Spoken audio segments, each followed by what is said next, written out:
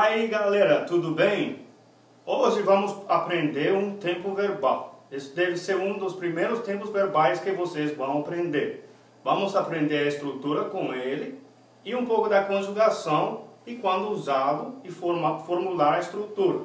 Lembra que com todos os aspectos gramaticais, qualquer assunto gramatical, precisam saber duas coisas além da pronúncia.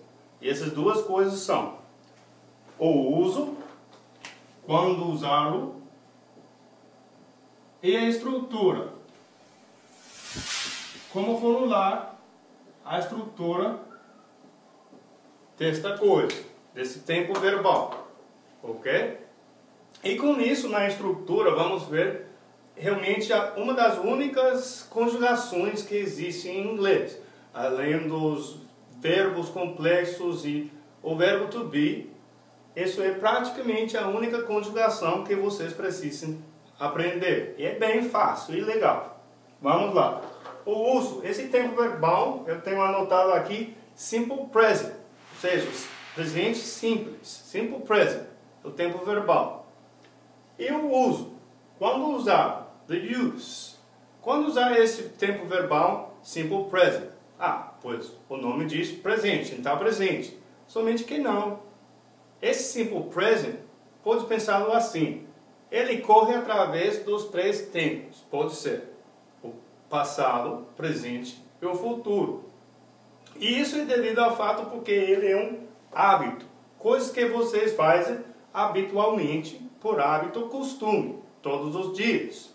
Por exemplo, eu acordo todos os dias às 7 da manhã. I wake up every day at 7 o'clock. Isso seria um exemplo do tempo verbal simple present. Então podemos anotar aqui que usamos o simple present com habits e customs. Simples assim. Ok? E agora vamos direto à estrutura. Como formular esse tempo verbal? Vamos aplicar alguns dos conceitos que a gente aprendeu nos outros vídeos, principalmente esse coisa sobre esse termo gramatical sobre primeira, segunda, terceira pessoa.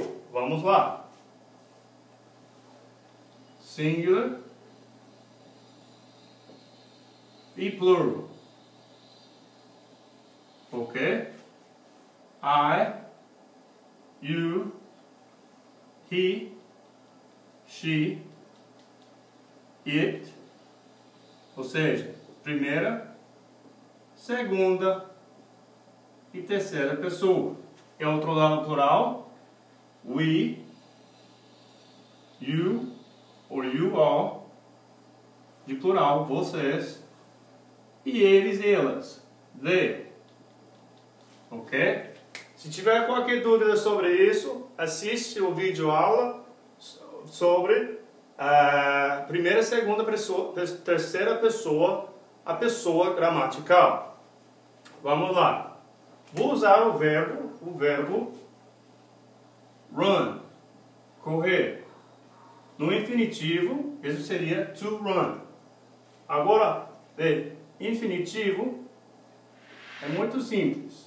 O R no final do verbo em português significa o to de inglês. Tirando o R seria como tirar o to, ou base do verbo. Vamos começar com a base do verbo. I run. I run every day, todos os dias. Ok? Time expression. Também vamos precisar aprender time expression sempre, que combina com todo tempo verbal. I run every day. You run every day. Você corre todos os dias. We run. Nós corremos todos os dias. You all run. You all run every day. Vocês correm todos os dias. Ok? They. Eles, elas correm todos os dias. They run every day. Ok? Então, até agora estamos vendo que eles são todos iguais. Primeira pessoa, singular e plural, igual run. Segunda pessoa, singular, plural, igual run. E terceira pessoa, plural, também igual run. A conjugação está igual entre todos eles. E agora esse que é diferente. Esse aqui que é diferente, terceira pessoa. He, she, it. Ele, ela, a coisa. He, she, it runs. He, she, it runs. He runs every day. She runs every day. Ok? Entendeu? Esse somente acrescenta com esse aí. E esse é bem importante pronunciá-lo. Se não pronunciá-lo, pode causar alguma confusão nessa coisa. Runs. He runs every day. Isso é realmente a única que é diferente. Esse é o padrão para o simple present. Até com o verbo to be. Lembra? Am, is, are. Somente usamos o is com terceira pessoa singular. He, she, it, is. O mesmo padrão. Não muda. O único que não faz isso é can. I can, you can, he can. Poder, pode. Esse é um verbo de outro vídeo. Então, he, she, it runs. Beleza? Porém, vocês precisam saber que esse S no final de runs, isso é o padrão. Mas não é simplesmente que sempre vão acrescentar o verbo com S. Às vezes tem verbos irregulares que eles têm uma pequena mudança aí. Às vezes até ajuda a memória se vocês sabem por que tem essa mudança. Ok? Vamos lá. Vamos ver o verbo agora. Ter. To have. Lembra que have é um verbo transitivo. Não pode ficar no ponto final quando ele não é usado como verbo auxiliar para formular outro tempo verbal. Se está usando have como possuir, então sempre precisa incluir a coisa que está possuindo, complementar a frase, mesmo que seja com o pronome it, ou tal coisa assim. Ok? Vamos lá. I have. You have. We have. You all have. They have. Por exemplo, na frase we have English books. Temos livros de inglês. You have an American teacher.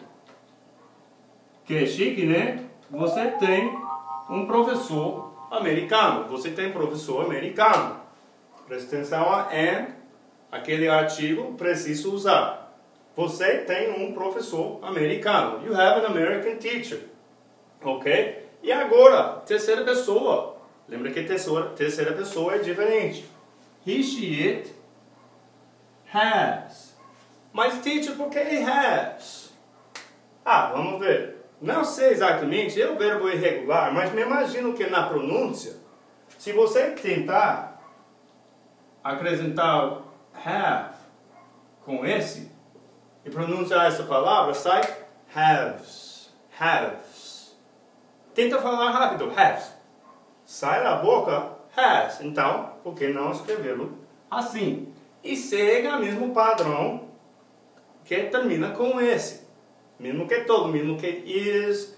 Mesmo que does. Mesmo que runs. Todos os verbos no simple present da terceira pessoa singular, com exceção de can, termina com esse.